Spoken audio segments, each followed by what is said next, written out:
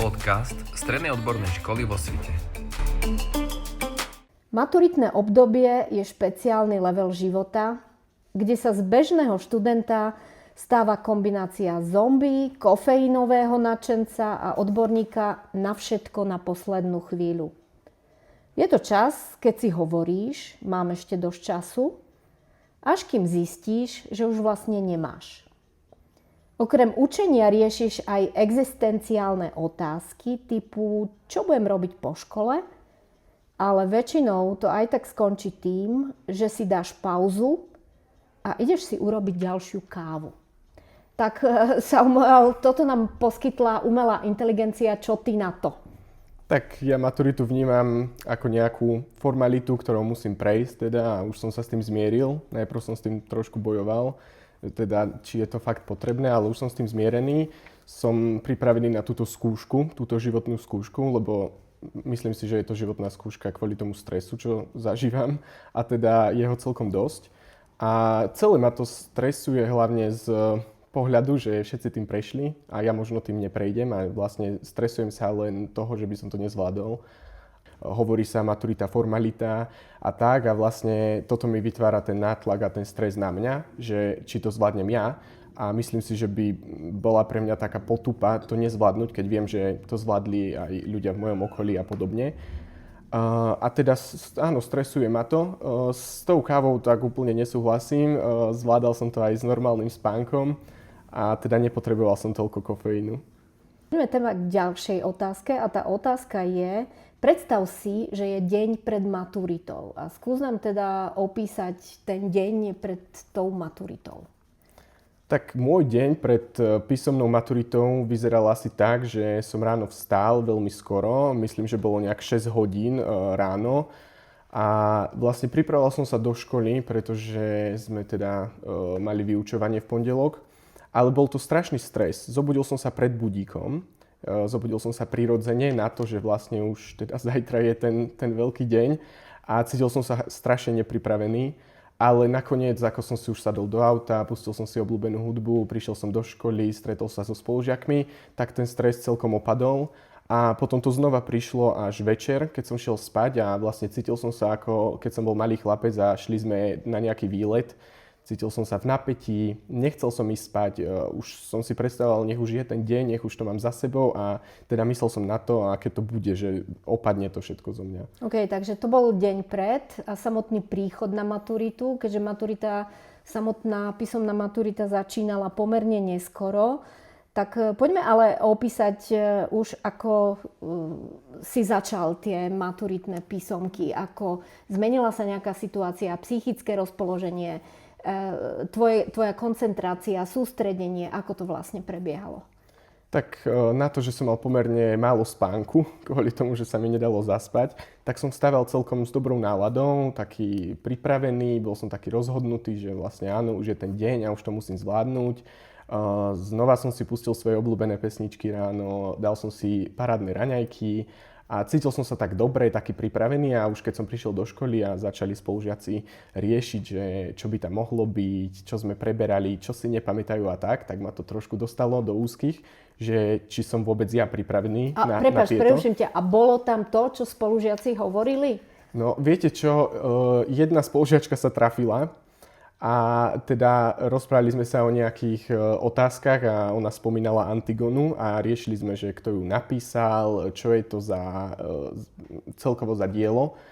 A ja som ostal v takom strese z tejto otázky, že som nakoniec napísal, že Antigonu napísal Hamlet, za čo sa doteraz neskutočne hanbím.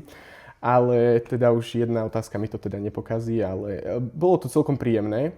Necítil som sa zle, cítil som sa príjemne v triede, bol som tam so svojimi spolužiakmi, takže ma nič nevyrušovalo, bolo ticho a vedel som, že vlastne moji spolužiaci sú na tom podobne ako ja, čiže som sa až tak neobával. OK, takže keď sa na to spätne pozrieme dnes, bolo to také naozaj veľmi stresujúce a ten tvoj stres bol opodstatnený, ten jeden deň, 2 dní a ten samotný deň písomnej maturity? Tak stres bol opodstatnený určite. lebo celá tá maturita má taký podtón dôležitosti. Je to taká veľká akcia, také slávnostné uvítanie. Prišiel nás podporiť aj pán riaditeľ, no čo maturanti, a už sa aj rozprávajú takéto slová, čo je celkom zvláštne, lebo stále sa cítim ako ten prvák, čo nastúpil do školy. Ja som tu prvý týždeň a teda už mám tú maturitu pred sebou. No, zase neviem, čo mám povedať. Takže OK, dobre, takže to bola len ale prvá časť tej tvojej veľkej maturitnej životnej skúšky. Čaká ťa ešte odborná maturita a potom ústna maturita, na ktorú sa tešíš viac? No určite sa teším na praktickú maturitu, lebo robil som si svoj vlastný projekt, teda mám záverečnú prácu a tu si budem obhajovať. Na to sa veľmi teším, lebo som celkom pyšný na seba, ako som to zvládol a teda akú prácu som urobil. No a povedz nám, akú teda prácu, aspoň tému. Téma mojej práce je porovnávacia štúdia kozmetických prípravkov a veľmi sa teším na to, ako o tom budem rozprávať, lebo som si fakt o tom veľa študoval. Čítal som si o tom odborné články zo zahraničných nejakých médií. A cítim sa na to pripravený a odborná maturita a ústna časť, tak z toho mám ešte väčší stres. Tam sa cítim ešte viac nepripravený a trošku ma hnevá, že je to vlastne v jednom predmete, že to nie je nejak rozdelené na tie dni, že vlastne mám 30 minút na to, aby som odpovedal z niekoľkých odborných predmetov, nie len z jedného. To ma dosť stresuje. Ale ukľudňujem sa tým teda znova, že ukľudňujem sa tým, čo ma najviac stresuje a to je, že zvládli to všetci, tak to zvládnem aj ja. OK, máš na to ešte pomerne dosť času, takže je ešte priestor sa na tú ústnu maturitu pripraviť. OK, Samuel, takže ďakujem. Ahoj Miriam. Dobrý deň. Pred chvíľočkou nám tu Samuel veľmi podrobne porozprával o svojich pocitoch, ale my sa držíme hesla jeden názor, žiaden názor, teda chceme sa dozvedieť aj od iných študentov, ako to teda vnímajú. Tak poďme rovno na to. Čo ty a maturita? Ako to vnímaš? Tak ja to vnímam tiež ako veľmi dôležitú veľkú skúšku v mojom živote, ale zároveň to beriem tak, že je to niečo ako testovanie na základnej škole, keď sme mali ten monitor. A verím, že to nejako zvládneme všetci a aj napriek tomu, že je to stresujúce, tak... Tak jednoducho zvládneš to, lebo ten stres k tomu aj patrí a stres z toho psychologického pohľadu vlastne nám dodáva viac síl a energie na to, aby sme tú ťažkú skúšku dokázali zvládnuť. Dobre, ako ty popisuješ ten jeden deň pred maturitou? Čo si robila? Čomu si sa venovala? Bola si v škole alebo urobila si voľný deň? Tak, ja som si urobila voľný deň a vlastne jednou výhodou, ktorú sme mali vlastne pred maturitami, bolo to, že sme mali prázdniny. Takže vlastne mala som oveľa viacej času sa pripravovať na túto maturitu. Každý deň som vlastne si urobila nejaký test, zopakovala som si niečo a potom ten deň vlastne pred maturitou som si dala skôr taký oddychový. Popri tom som vlastne počúvala nejaké informácie, videá, som pozerala ohľadom diel, trošku som si zopakovala ešte nejakú teóriu, ale v podstate som bola aj na prechádzke, aby som si vyčistila hlavu a snažila som sa vyhnúť tomu stresu. Áno, znie to ako dobrý recept na odbúranie stresu. Pomohlo to? A ako si sa cítila v ten deň, keď si prišla na tú samotnú maturitnú písomnú skúšku? Tak ja si myslím, že to pomohlo. Aj moji rodičia mi teda poradili, že nemám celý čas sedieť iba nad tými knihami a nemám stresovať. Aj keď to sa ľahko povie, že nestresuj. Ale tak naozaj som sa snažila, myslím, že mi to celkom pomohlo. Až možno v ten deň maturit prišiel taký väčší stres. Aj sa to vlastne vyobrazilo na mojom spánku, pretože deň pred maturitou som nemohla spať. Ale v konečnom dôsledku po tom všetkom mi padol kameň zo srdca a už mi bolo lepšie. Dobre, Miriam, písali ste písomnú maturitnú skúšku zo slovenského jazyka, z anglického jazyka. Skús to nejako porovnať, ktorá bola pre teba lepšia. Tak ja všeobecne nemusím moc anglický jazyk, ani ho neovládam nejako veľmi dobre. Takže ja som sa bala práve tej maturity z angličtiny, samozrejme aj zo slovenčiny, ale proste vedela som, že pre mňa bude angličtina ten ťažší test, problém. A slovenčina, akože test bol celkom v pohode, dalo sa to. Témy boli na sloh trošku zvláštne, ale našla som si tam tú svoju. A čo sa týka angličtiny, tak test bol naozaj pre mňa veľmi ťažký. Aj ten posluch, vôbec som ničomu nerozumela. Ale čo sa týka slohu, akože témy na angličtinu, tak to si myslím, že bolo veľmi dobré. Okay. S tým som bola spokojná. Ono to nikdy nie je také horúce, ako sa zdá. A teraz, keď si nám povedala, že si ničomu nerozumela, tak ja som určite presvedčená, že nebude to až také ťažké. Samuel hovoril o tom, že ho čaká odborná prezentácia odbornej témy. Vybrala si aj ty také niečo podobné? Nie, ja budem robiť normálne praktickú skúšku v labáku so spolužiakmi. No a čo na to hovoríš? Tešíš sa na to? Tak, mám predtým skôr veľký rešpekt, ešte väčší než pred tými písomnými, čo sme mali. Ale tak dúfam, že keď som chodila proste na tie hodiny, na labáky, snažila som sa, tak si myslím, že by to mohlo byť pre mňa ľahšie. Ale samozrejme mám predtým dosť veľký OK, stres. ja som o tom presvedčená, že to zvládneš. Máš už aj nejaké plány do budúcna? Tak mám v pláne ísť na nejakú vysokú školu aj v tomto odbore pokračovať. A môžeš nám prezradiť, že aký odbor by si ďalej chcela študovať? Tak uvažovala som o laboratórnych vyšetrovacích metodách, ale teda ak by to náhodou nevyšlo, tak určite nebudem nejako veľmi sklamaná, ale teda nájdem si prácu a skúsim to o rok neskôr. OK, treba byť pozitívny v myslení a potom sa všetko podarí. Ďakujeme pekne. A ja. Ahoj Vicky. Dobrý deň. A o tebe viem, že si veľmi dobrou žiačkou a veľmi rada máš výzvy, ktoré sa snažíš naplniť. Bola pre teba písomná maturitná skúška výzvou, na ktorú si pyšná? Tak áno, bola to aj z časti výzva, ale keďže som si tak myslela, že celkom tú slovenčinu ovládam, angličtinu, no v tom nie som až taká dobrá ako v slovenčine, a tak nebala som sa až tak veľmi tej písomnej maturity a akože zo slovenčiny. A priznám sa, ani som sa veľmi tak dôkladne na ňu nepripravovala. Ale bolo to aj trochu výzvou, pretože som nevedela, do čoho idem. Akože viacerí rozprávali o svojich maturitách, ale stále, keď sa to iba tak povie, tak nevieme si to úplne predstaviť. A samozrejme, každý to berie ináč, takže mala som aj stres, samozrejme, že ako to zvládnem a aj aké budú témy na slohoch, ale ja si myslím, že som to zvládla, takže som spokojná. Pamätáš si ešte na ten deň, jeden deň pred samotnou písomnou skúškou? Áno, pamätám. Vtedy som akože tak sa naozaj pozrela do tých zošitov a pozerala som si to učivo.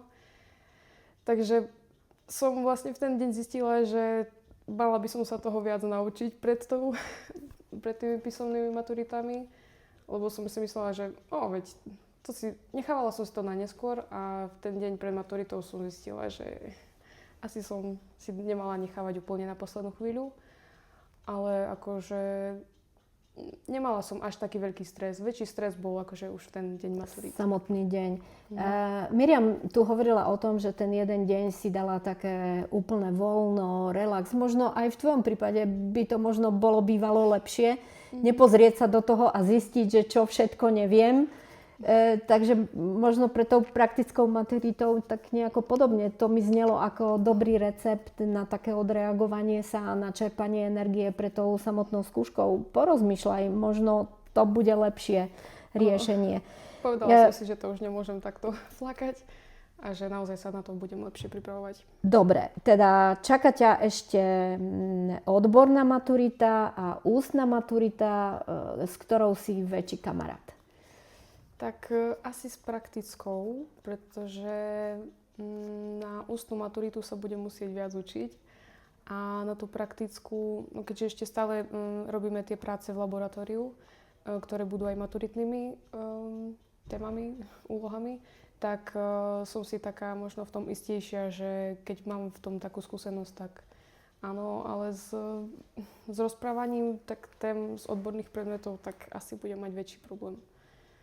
Tak sedia tam učitelia, dávajú ti otázky, dokonca ich je tam niekoľko, ale ver tomu, že oni ťa nechcú nejakým spôsobom potopiť, iba chcú zistiť, že čo vlastne vieš. Takže treba to tak nejako vnímať. Dobre, ale vrátim sa k tej odbornej maturite. Hovoríš, že máte tam nejaké otázky, niektoré musíte precvičiť. A ktorá je tvoja taká favoritka otázka? Z ústnej maturity? Áno. Z praktickej skôr. Z praktickej, fúha. Asi pravdepodobne stanovenie laktózy v mlieku.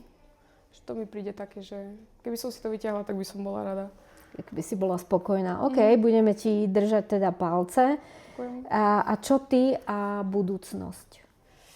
Tak ja to mám naplánované tak, že po strednej škole by som chcela ísť na vysokú školu do Košíc, na Univerzitu Pavla Jozefa Šafárika. A zaujal ma odbor chemický laborant špecialista, takže chcem ostať v odbore, ktorý študujem. A potom by som sa chcela zamestnať v nejakom laboratóriu a tak. Takže v prvom rade ti budeme držať palce, aby sa ti podarila maturitná skúška a potom samozrejme prijímacie pohovory a samozrejme veľa šťastia pri tom tvojom ďalšom štúdiu. Ti želáme všetci. Ďakujem veľmi pekne. Vítaj, Sofia. Dobrý deň. U nás a pre teba mám takú celkom špeciálnu otázku. Si odborník na všetko na poslednú chvíľu? No, ja si veľmi veľa vecí nechám na poslednú chvíľu, pretože je to v mojej povahe, bohužiaľ, veľmi mi to nevyhovuje už v poslednej dobe. Ale povedala by som, že aj áno, pretože či už keď som pracovala na rôznych prácach počas tohto roka, vždycky som si to nechávala na poslednú chvíľu, pretože som sa do toho nevedela dokopať. A najlepšie to dopadlo teda, keď som to robila na poslednú chvíľu, takže by som povedala, že áno. OK, takže tebe neprekáža stres, neprekáža ti málo času, dokážeš byť efektívna v tom krátkom čase, v ktorom dokážeš pracovať. Tak niektorí tu hovorili, že potrebovali dlhú prípravu, že sa potrebovali učiť. Učila si sa vlastne pred tými písomnými maturitnými skúškami? Tak keďže sme mali prázdniny týždeň pred tými písanými maturitami, urobila som si zo pár testov, aby sa nepovedalo. OK, skočím ti do reči, čo je to zo pár? Koľko? Povedz číslo. 3 zo slovenčiny, 3 z angličtiny. To neznie ako veľmi vysoké číslo. To by som teda, OK, tebe to stačilo? Ja som to skôr brala, že učila som sa celé 4 roky, či už na slovenčinu alebo angličtinu, takže nenaučím sa toho veľa za ten jeden týždeň. A skôr som to robila z toho hľadiska, že by som vedela, čo sa tam najviac vyskytuje. Ja som sa hlavne zameriavala teda na veci, ktoré som vedela, že mi nejdú. Čiže pri angličtine to boli napríklad doplňovania do vied a pri slovenčine teda všetko. Okay, veľa vecí tam bolo teda. To sú len tie maličkosti, ktoré ti nejdú, ostatné ti ide? Tak priemerne, samozrejme, je tam viac vecí, ktoré neúplne idú podľa mojich predstav, niektoré viem veľmi dobre podľa mňa. Ale toto boli naozaj veci, s ktorými som mala najviac problém a vedela som, že z nich budem mať problém aj na maturitách. Si literárny talent? Teraz náražam na tú písomnú skúšku zo slovenského jazyka a na tie témy, ktoré vám tam ministerstvo školstva tohoto roku ponúklo. Tak úplne by som nepovedala, že som, pretože pre mňa písanie... som povedala, že veľa vecí zvládam pod časovým stresom, ale čo sa týka takto úvah, na to potrebujem viac času. Takže bolo to pre mňa náročné napísať niečo, ale niečo som vytvorila, takže uvidíme, keď nám prídu výsledky. Takže skôr by som povedala, že nie som ten literárny talent. Nie si literárny talent, ale nie si stresér, nie si literárny talent, nepotrebuješ veľa času, pracuješ v podstate v minimálnych pokusoch. Doteraz hovoríš, že ti to všetko fungovalo, tak akože si myslím, že to výsledné očakávanie bude u teba veľmi dobre. Čo teda tvoje plány do budúcna? Tak určite mám v pláne ísť na vysokú školu a potom uvidíme, kde ma osud zaveje. A kam na tú vysokú školu sa chystáš? A ostávaš v odbore, v tom chemickom? Ostávam, áno. Dala som si teda prihlášky na farmáciu do Brna a aj do Košic. Takže to je zatiaľ A kam by si chcela radšej? Do Brna. Dobre, tak musíš tam absolvovať nejaké prijímacie pohovory? Pohovory nie, ale na všetky školy ma teda čakajú prijímačky z biológie a chémie, takže na to sa momentálne... Čiže ty tam osobne budeš do toho Brna musieť odcestovať, aby si absolvovala. A keďže akože si taký akože človek, ktorého netrápi ani posledná chvíľa, ani stres, ani nič, tak predpokladáme, že teda sa vidíme s tebou v Brne na budúci rok. Bude veľmi, veľmi v to dúfam. Tak to ti v tom budeme držať palce. Ďakujem. Všetko dobré. Ďakujem. Ahoj Sabinka. Dobrý deň. Čo ty a hodnotenie študenta ako kofeínového zombie? Čo na to hovoríš? No ja sa s tým v poslednej dobe veľmi stotožňujem. Naozaj kávu som nepila, ale teraz jej spotreba ide výrazne hore. A práve naopak počet hodín spánku klesá. A zvládaš to? To otočenie toho tvojho biorytmu aj pomocou kávy? Ale áno, príde taká energia aspoň na krátky čas, pomôže mi to. A zatiaľ necítim nejakú výraznú únavu alebo nejaké prehodenie môjho režimu. Uvidím, čo to bude o mesiac. Ale zatiaľ je to v poriadku. Naozaj. Koľko káv si v deň maturitných skúšok vypila? Jednu. To Iba jednu. To tak celkom nezapadá do tej tvojej charakteristiky. Prečo iba jednu? Nebol čas? Chuť? Tak kávu som nikdy často nepila, ale teraz, keď som sa učila, tak som si bežne dala 2 za jedno po obede alebo večer. Takže počas tých maturít iba jednu, aby som bola v pohode, aby som sa vedela vyspať a oddychnúť si pred testami a slohmi. OK, poďme teda na ten deň D. Ako ty si vnímala tú samotnú písomnú maturitu? No, čudovala som sa, ale nemala som stres, lebo som dosť stresmen. Ale v pohode bola som vysmiatá, aj s kamarátkami sme sa smiali, ešte sme si zo pár vecí zopakovali aj ráno, počas maturít, počas prestávok. A bala som sa o mnoho viac angličtiny a nakoniec mi prišla tá slovenčina ťažšia. Ale aj slohy som napísala v pohode, takže už len čakáme na výsledky. Dúfame, že bude všetko v poriadku. Dobre, a čo tvoja praktická maturita? No ja som si vybrala tiež obhajobu vlastného projektu. Je to extrakcia účinných látok z rastlín, kde sa venujem konkrétne hypericínu z ľubovníka bodkovaného. A teda o chvíľu ideme aj do Prešova prezentovať tieto naše prezentácie. Takže to budeme mať ďalšie stresy, ale zvládneme to. A to bude vlastne pre teba taká tvoja generálka na praktickú maturitu, lebo si to budeš môcť vyskúšať, čo ako funguje interakcia s porotou, čo na to hovoria diváci a tak ďalej. Myslím, že to je celkom také dobré rozhodnutie. A prečo si zvolila radšej tú odbornú prezentáciu a prečo nie klasickú ústnu maturitu? Teda nie ústnu maturitu, ale tú praktické práce v laboratóriu. No, veľmi by som sa bála, že si vytiahnem tému, ktorá mi nesadne.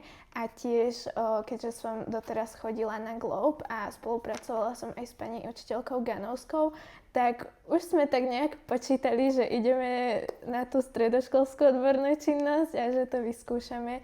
A mne osobne to viac vyhovuje pripraviť si tú prezentáciu a podať ju niekomu, než to, aby som stresovala v tom laboratóriu a robila tam protokoly. Áno, myslím si, že je to skvelá možnosť pre študenta vybrať si medzi 2 rôznymi formami a vybrať si podľa toho, aké sú schopnosti toho študenta. Je to fajn. OK, no a čo teda ústna maturita? Bojíš sa, nebojíš sa? No veľmi sa bojím, stačí len dúfať teda, alebo zostáva nám už len dúfať, aby sme si vytiahli témy, ktoré nám sadnú. Naozaj už tu bolo aj spomínané, že je to celkom malý, krátky čas na všetky tie odborné predmety, lebo teda vyťahujú sa tam 3 otázky na ako jedno zadanie. A tiež sa bojím takého toho výpadku, alebo že si nebudem vedieť nejakým spôsobom prepojiť veci alebo dané témy. Ale verím naozaj, že všetko bude tak, ako má byť. No, aj my veríme a veríme, že aj tvoja ďalšia cesta, ktorú si zvolila, mohla by si nám o nej trošku porozprávať, bude úspešná. Ďakujem, áno. Tak určite by som chcela ísť na vysokú školu, ale zatiaľ som stále v takej tej fáze, že prehodnocujem posledné tie školy a teda idem mimo tohto odboru. Najbližší odbor, alebo teda fakultu, ktorú mám vybratú, je to Ústav vysokohorskej biológie na Žilinskej univerzite. A potom mám vybraté aj odbory ako história umenia alebo archívnictvo a uvidím teda, kam sa mi podarí dostať. Zatiaľ to je na Slovensku a ešte si pozriem aj tie české školy.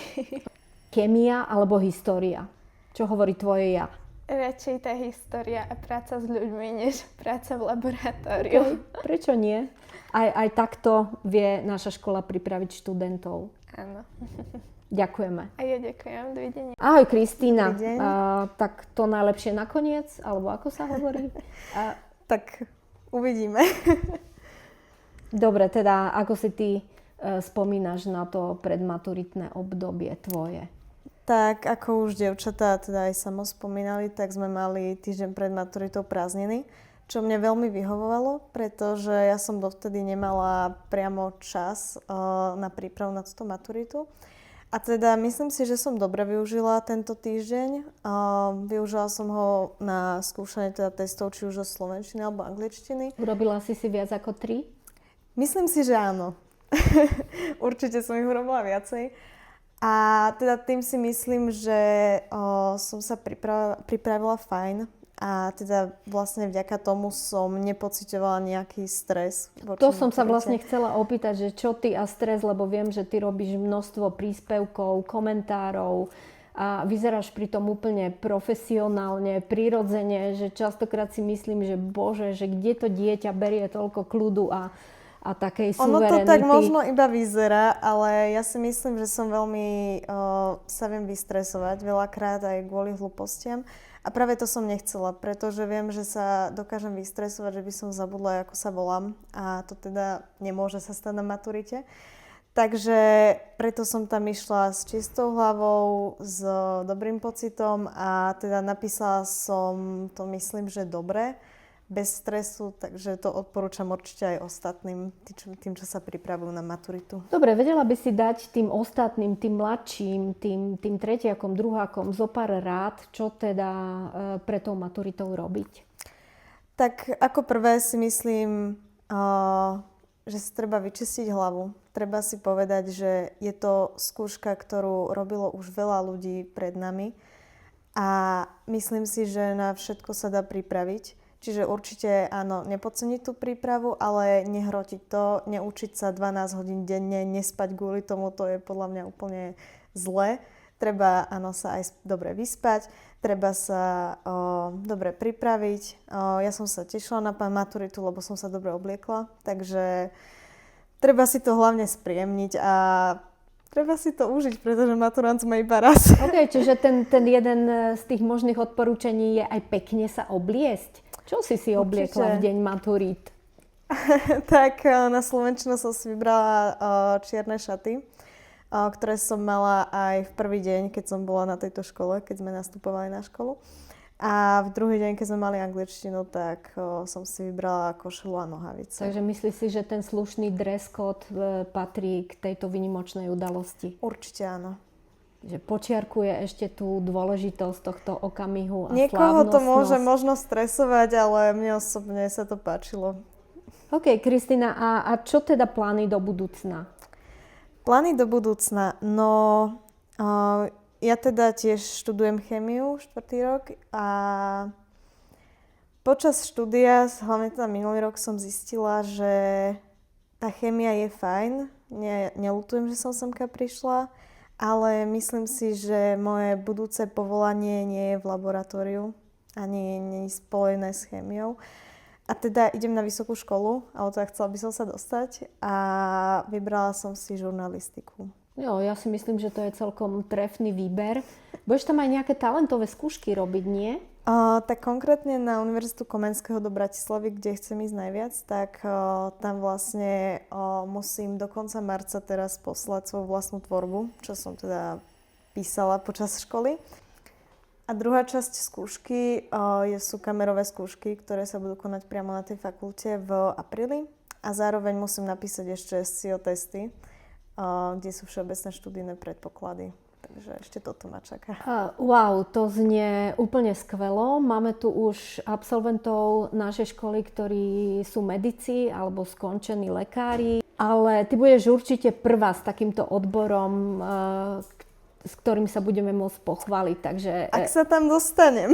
Ja si myslím, že určite áno a budeme ti k tomuto rozhodnutiu všetci držať palce a tešiť sa, s akou správou vlastne prídeš po tých prijímacích skúškach. Ďakujem veľmi pekne. Ďakujeme aj my. A melody woven in dreams so deep. Through every moment, through every rhyme, you are the echo whisper